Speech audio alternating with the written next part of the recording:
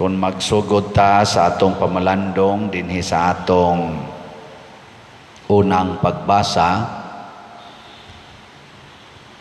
makaingon gyud ta nga ang Ginoo kanunay giyong muhatag og kalipay sa mga taong nanginahanglan. Unang niingon siya diri, kay nagbuhat ako bag-ong langit ug bag-ong yuta, dili na hinumduman ang nangagi, busa paglipay pag-ayo hangtod sa hangtod. Sa akong gibuhat, kay himuon kong malipayon ang katawhan sa Jerusalem. Kining kalipay usani sa atong gipangandoy gyud. Number 1 pagani tingali ning kalipay, kay mura magway kapuslanan ang tanan natong buhaton basta dili mo sangko sa kalipay. Nang litan kulura nimo imong buhok nya maguol na hinuon ka, kay sigihan kag saway. Way kapuslanan, gasto-gasto pa ka. Kis-kis ka sa imong kilay nya maguol ra ka ighuman. Manguyab ka o nya sakitan lang ka, may pagway uyab. Unsa may tumong nganong manguyab, nganong magpa-colors buhok, nganong mangusab ka na imong naong? Unsa may tumong, aron maguol o aron malipay? Lipay gyud. Nganong magminyo man ang tao, aron maguol o malipay? Nya kumusta mamong mga minyo, malipayon mo o guol? Mga naong ninyo, sus. Nganong naamang gyud managan sa politika, nganong mo gasto man gina sila aron maguol o malipay? Lipay. Unya og mapilde, maguol, malipay. Oh, magyaw-yaw, magsige, yaw-yaw. Ngano man kay ang atong gibuhat manggod makapaguol nato, kay dili manggod ang Ginoo maoy atong gisunod. Kana bang kalipay nga kita-kita ray magmugna, usa na siya ka bakak nga kalipay, malimbungon nga kalipay. Kana bang tawhanon nga paningkamot aron malipay, musangko na sa kaguol. Pero kung ang ato ganing kalipay atong gipasubay sa gustos Ginoo, mao na siya tinuod nga kalipay. Munang niingon diri ang Ginoo, ayaw na lang mo paningkamot nga himsog gyud inyong lawas, taas gyud inyong kinabuhi, dili na na mo'y akong kinahanglan nga inyong pangayoon ako. Ngano man, ang Ginoo mismo mo'y nag-design, ingon siya, ang kabataan dili na mamatay, ang tigulang matigulang gyud maayo. Ang mamatay kuno og 100 years old, isipon nga siya gisilutas Ginoo. So ang budget yus Ginoo nato sobra gis 100 atong edad. Kay malipay magida ng taas-taas atong edad. Gilingay mong tupad. Ginapila na edad ni moron. Naraba sa uban mahadlok musultis edad. Ay makalipay ng taas og edad oy, taas edad. Pero kung ang imo sang edad gani taas na kaayo pero pulos kaguol, makaingon sa ka may pagmatay. Muna ang atong tubag sa Salmo nag-ingon gyud, daygon ko ikaw o Ginoo, kay imo man ako nga giluwas. Kaning kaluwasan mao gining the highest happiness. Kana bang dili nato effort sa Ginoo. Labi na gyud ang kaluwasan nato gikan sa sala. Ang sala man gyud mga igsoon ang muguba sa atong kalipay.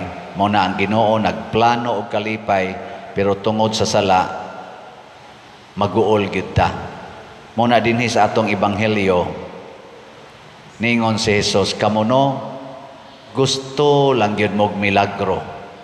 Pasabot ang inyo ra gyung gipangita, kana ra gyung makalipay ninyo. Di gyud mo motuon ako basta dili ko magmilagro.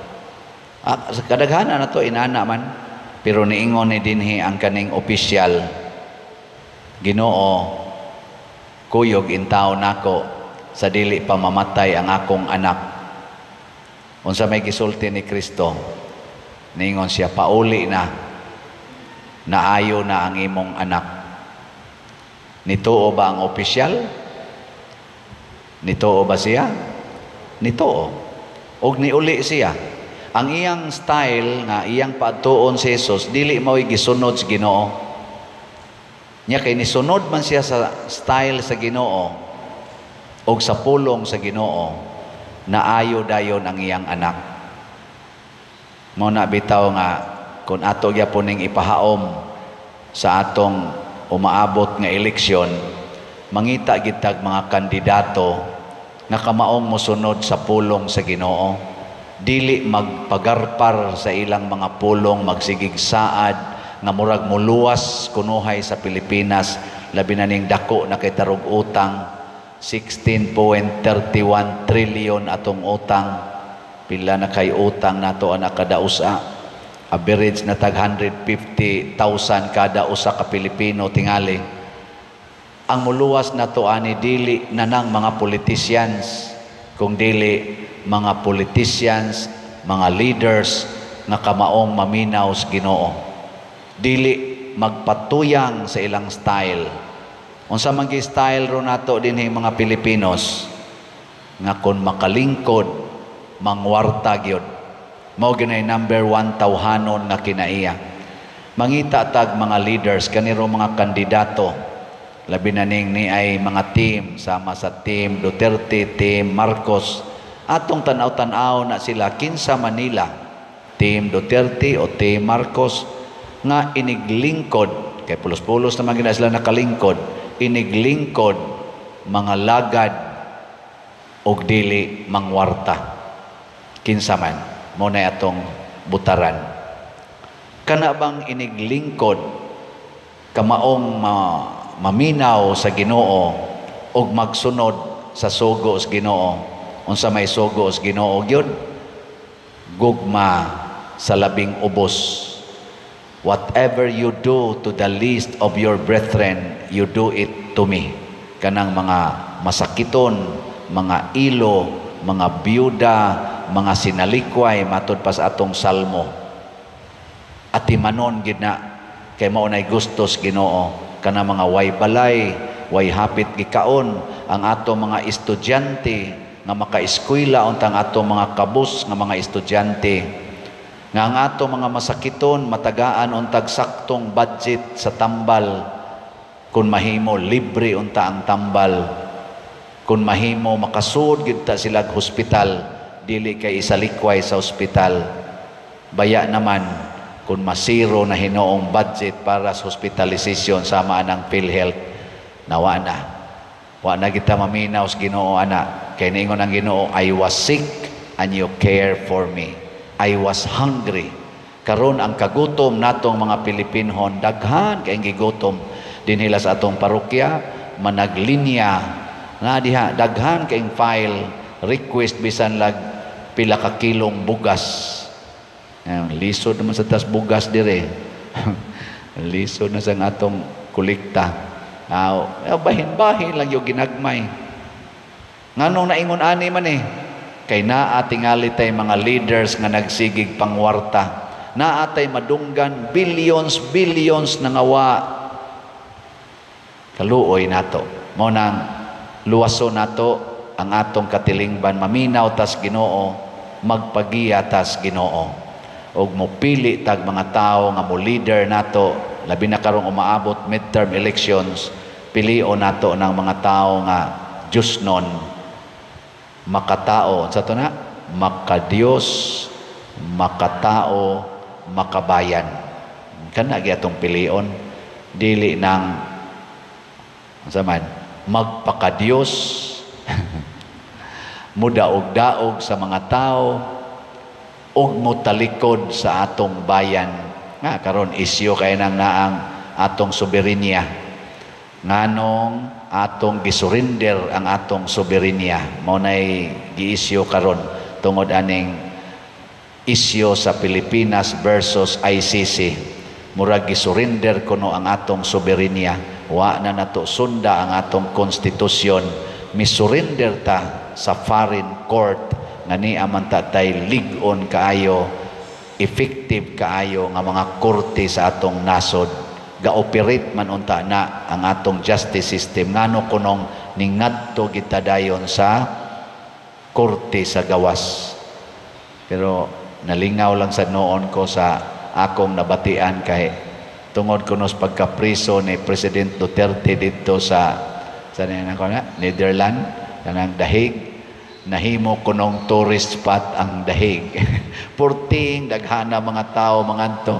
So nisaka ang tourism dito kay tibuok kalibutan mangadto naman kuno. Si President Duterte ra kuno'y nakahimo ana nga pagkapriso niya dito ni sikat og maayo ang Netherlands og ang Dahig. Ako kadungog anang word nga Dahig. Kanang Hague bang kanang prisuhan sa ICC kamo nakadungog dai mo ana.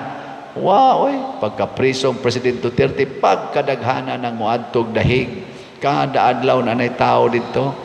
Itong pag-birthday niya, pastan, ga-party kuno mga tao dito. Ga picnic. Siya rin nakahimo ana. Ngano ka ha? Ngano kang nakahimo ani President Duterte? Nganong nasikat man kaayo ning Dahig, ang iyang pagkapriso sikat man kaayo. Makatubag ta ana. Daghang mga tao tingali ang nahatagan niya sa iyang pag-alagad. Although naagi maglagot, pero daghan gyud ang nahatagan niya sa iyang pangalagad o ang ilang kasing-kasing natandog niining maong paagi niya sa pagpangalagad isip mayor, isip presidente. Iampo nato ang ato mga leaders nga motandog sa gugma o kasing-kasing sa atong katawhan pinaagi sa ilang mapaubsanon nga pag-alagad sa tao, sa Dios o sa nasod.